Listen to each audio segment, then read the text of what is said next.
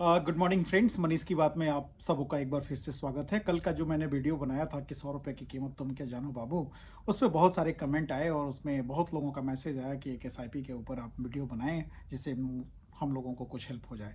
तो चलिए मैं आज एसआईपी और म्यूचुअल फंड के बारे में कुछ बात करता हूँ। सबसे पहले हम लोग ये जानते हैं कि म्यूचुअल फंड होता क्या है। तो म्यूचुअल फंड के लिए एक फंड पेशेवर फंड मैनेजर होता है जो बहुत सारे कंपनियों के समूह को एक फंड बनाता है जिसमें बहुत सारे लोग इन्वेस्ट करते हैं, बहुत सारे लोगों का पैसा लिया जाता है और उनको सिलसिलेवार तरीके से उनको इन्वेस्ट किया जाता है। तो ये हो गई म्यूचुअल फंड की बात। और म्यूचुअल फंड कई तरीके के होते हैं। पहले तो ये जानते हैं कि म्यूचुअल फंड कितने प्रकार के होते हैं। तो म्यूचुअल फंड बेसिकली 4 प्रकार के होते हैं। एक होता है लार्ज कैप, एक होता है मिड कैप, तीसरा होता है स्मॉल कैप, चौथा होता है माइक्रो कैप। अब इसके अलावा भी बहुत सारे कैप होते हैं, जैसे मल्टी कैप हो गया, फ्लैक्सी कैप हो गया, और उसमें हम लोगों को नहीं जाना है, डेट फंड हो गया, बहुत सारे तरीके के फंड होते हैं।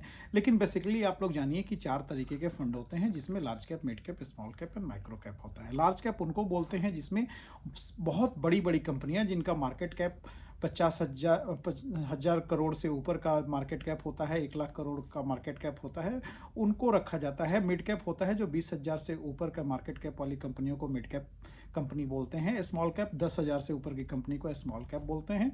और माइक्रो कैप जिनका मार्केट कैप जो होता है वो 10,000 करोड़ से नीचे का होता है, उनको माइक्रो कैप बोलते हैं।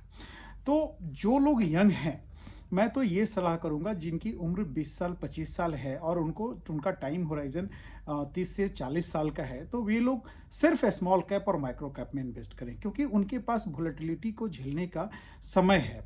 उनके पास समय का टाइम होराइजन है जो एक लंबे समय के लिए वो इन्वेस्ट कर रहे हैं। तो मैं उनको बोलूँगा कि आप सिर्फ स्मॉल कैप और माइक्रो कैप में करें।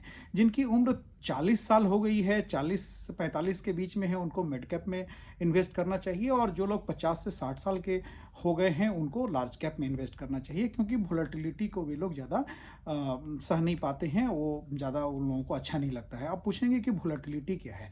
एक्चुअली मार्केट कभी भी यूनी डायरेक्शन में नहीं चलता, मार्केट कभी भी एक दिशा में नहीं चलता है। जैसे हम लोग आम निवेशक क्या सोचते हैं कि जिस दिन से हम पैसा डालें उस दिन से हमारे पैसे की जो वैल्यू है बढ़नी चाहिए, लेकिन ऐसा होता नहीं है। मार्केट हमेशा ऊपर नीचे होता है, कभी आगे होगा कभी नीचे होगा, लेकिन अल्टीमेटली वो ऊपर की तरफ ही जाता है लॉन्ग टर्म में।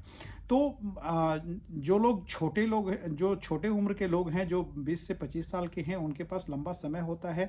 अल्टीमेटली 30 से 40 साल का टाइम पीरियड होता है, उसमें उन लोगों को मार्केट ऊपर ही जाना है। और जो 40 से 50 साल के बीच के हैं उनको लार्ज कैप में डालना चाहिए, क्योंकि लार्ज कैप में वोलेटिलिटी कम होती है, लार्ज कैप स्टॉक बहुत कम गिरते हैं, थोड़ा स्टेबल रहते हैं। मिड कैप के जो स्टॉक होते हैं वो थोड़ा लार्ज कैप से ज़्यादा गिरते हैं, लेकिन स्मॉल कैप से कम गिरते हैं।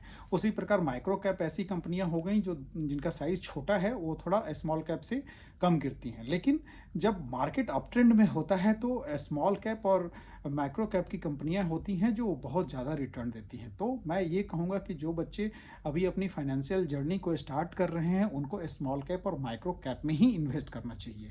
अब बात होती है कि कौन सा म्यूचुअल फंड हो, कौन सा जिसमें हम लोग इन्वेस्ट कर सकते हैं। तो सबसे पहले हम जानते हैं कि म्यूचुअल फंड जो है उसमें किस तरीके से इन्वेस्ट कर सकते हैं। तो उसमें बहुत सारे ऐसे प्लेटफॉर्म हैं ऑनलाइन। म्यूचुअल फंड भी 2 तरह के होते हैं, एक रेगुलर होता है और डायरेक्ट ग्रोथ होता है। तो रेगुलर जो फंड होते हैं उसमें कमीशन इन्वॉल्व होता है, जो एक किसी ब्रोकर के थ्रू आदमी लेता है तो उसमें उसका कमीशन होता है, जो समय समय पे उनको गाइड करते हैं। और एक डायरेक्ट फंड होता है जिसमें कोई भी आदमी डायरेक्ट फंड को ऑप्ट करके उसमें पैसा इन्वेस्ट कर सकता है, उसमें कमीशन इन्वॉल्व नहीं होता है। तो मैं हमेशा सजेस्ट करता हूं लोगों को कि आप हमेशा जब भी चुनें तो डायरेक्ट फंड को चुनें जिसमें कमीशन नहीं हो।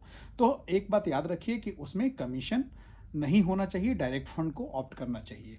और कभी भी म्यूचुअल फंड में लगाने से पहले आपके दिमाग में ये होना चाहिए कि आपका पैसा जिस दिन से आप लगाते हैं उस दिन से आप देखेंगे कि पैसा बढ़ रहा है घट रहा है, तो इसको सोचना आप बंद कर दें कि आपको टाइम होराइजन जो है आपका लंबा है। आप बस ये डिसिप्लिन रखें कि हर महीना हमको उतना पैसा अपने अकाउंट में मेंटेन करना है और उसमें म्यूचुअल फंड में वो जमा हो जाए।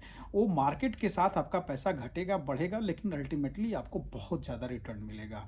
तो ये हो गई म्यूचुअल फंड की बात। अब इसमें बोलते हैं एसआईपी क्या है। तो एक्चुअली एसआईपी क्या होता है होता है कि सिस्टमैटिक इन्वेस्टमेंट प्लान होता है, जिसमें सिस्टमैटिक तरीके से एक सर्टेन डेट में आप जैसे मंथली अगर ऑप्ट करते हैं तो मंथली एसआईपी आपकी कट जाती है, आपके अकाउंट से पैसा कट जाता है। आप अगर बाई मंथली ऑप्ट करते हैं तो महीने में 2 बार कटता है। अगर आप वीकली एसआईपी ऑप्ट करते हैं तो महीने में 4 बार कटता है। अगर आप डेली भी एसआईपी अगर ऑप्ट करते हैं तो डेली भी एसआईपी कट जाता है। लेकिन मैं आप लोगों को सजेस्ट करूंगा कि आप मंथली एसआईपी को चुनें, क्योंकि मंथली एसआईपी में अकाउंट को मेंटेन करना आसान होता है। वीकली और डेली और बाई मंथली में थोड़ा मुश्किल हो जाता है। तो आप लोग मंथली एसआईपी को चुन सकते हैं। तो ये हो गई एसआईपी की बात। अब रही कि फंड हम कौन सा चुनें, तो जो लोग यंग हैं उनको मैं सजेस्ट करूंगा कि आप स्मॉल कैप फंड को चुनिए, जिसमें एक जेएम स्मॉल कैप फंड आता है, अभी आया है, जिसका अभी 2-3 महीने पहले ही वो फंड आया है मार्केट में, जिसमें जो कंपनियां हैं 55 कंपनी है और उनका पीई भी जो है, प्राइस अर्निंग रेशियो है, वो बहुत कम है, 24 का पीई है। और उसमें जो 55 कंपनियां हैं वो बहुत अच्छी कंपनियां हैं, अभी चली नहीं है वो कंपनियां। और मुझे लगता है कि जेएम स्मॉल कैप में जो कंपनियां हैं वो आगे चल के बहुत अच्छा रिटर्न देंगी। तो जो नए बिगनर हैं मैं उनको बोलूँगा कि आप कम, जिनका उम्र कम है, उस जेएम स्मॉल कैप में पैसा डालें, एसआईपी स्टार्ट करें। और जो लोग 30 से 40 के बीच में हैं वो एक स्मॉल कैप और एक मिड कैप, तो जेएम स्मॉल कैप हो गया स्मॉल कैप में, और एक मिड कैप में आप Motilal Oswal mid cap fund को चुन सकते हैं। उनका बहुत ही 25 स्टॉक का कंसंट्रेटेड पोर्टफोलियो है, जिनका रिटर्न भी बहुत अच्छा है। और सालाना अभी जो पिछले साल तो मोतीलाल मिड कैप स्टॉक ने कमाल ही कर दिया, 62% का एनुअली रिटर्न है उनका, तो बहुत ही ज़बरदस्त रिटर्न है। और मुझे लगता है कि जेएम स्मॉल कैप भी लॉन्ग टर्म में 20% से ऊपर का ही रिटर्न देगा।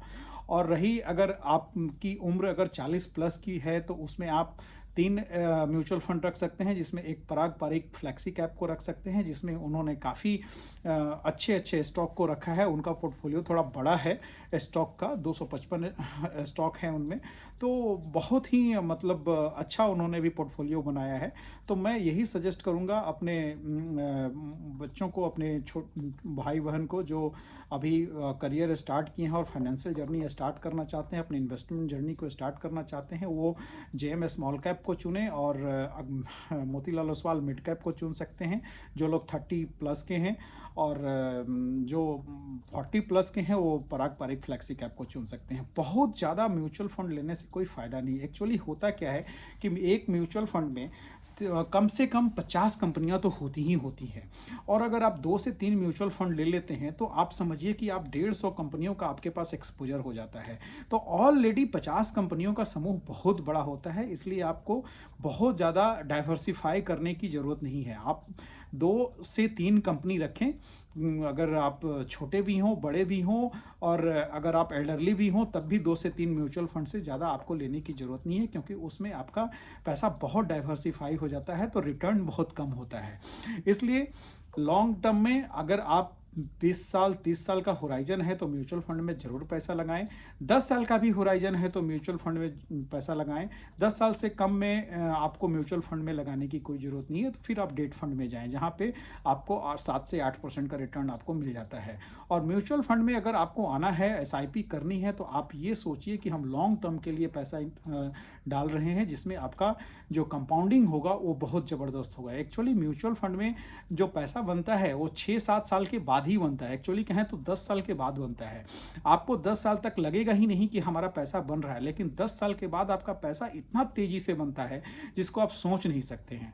आप एक्चुअली अभी म्यूचुअल फंड में ये फायदा हो गया है कि आप 100 रुपया से भी एसआईपी चालू कर सकते हैं। एक्चुअली लोग सोचते हैं इन्वेस्टमेंट जर्नी अपना स्टार्ट करने से पहले कि हमारे पास पैसा ही कहाँ है। आप 100 रुपया भी डेली एसआईपी कर सकते हैं, आप 1000 रुपया 500 रुपया का भी मंथली एसआईपी कर सकते हैं। तो ये मिथ है कि हमको एक बड़ा पैसा होगा तभी हम अपनी इन्वेस्टमेंट जर्नी को स्टार्ट करेंगे। तो आपके पास जो भी पैसा बचता है, 1000 रुपया, 500 रुपया, 2000 रुपया, 3000 रुपया, आप अपने इन्वेस्टमेंट जर्नी को स्टार्ट करें। और जब मतलब कहते हैं ना, हम लोगों को एक कहावत है कि ना मामा से अच्छा काना मामा। तो आप अगर कोई भी पैसा जमा नहीं करते हैं, कहीं भी इन्वेस्टमेंट नहीं करते हैं, तो आप म्यूचुअल फंड में इन्वेस्ट करते हैं तो आपका एक तो पैसा जमा होता है और वो लॉन्ग टर्म में इतना ज़बरदस्त कॉर्पस क्रिएट करता है कि आप देख के आश्चर्यचकित हो जाएंगे कि 1000-2000 की एसआईपी भी 25 से 30 साल में आपको करोड़ों रुपए का कॉर्पस तैयार कर देती है। तो ये मैंने कोशिश करी है कि आप लोगों को कुछ फ़ायदा हो इसमें। तो बताइएगा कि आपको ये वीडियो कैसा लगा। Thank you very much. Like and share and subscribe कर सकते हैं अगर आप लोगों को लगे कि मैंने कुछ वैल्यू ऐड किया। Thank you very much.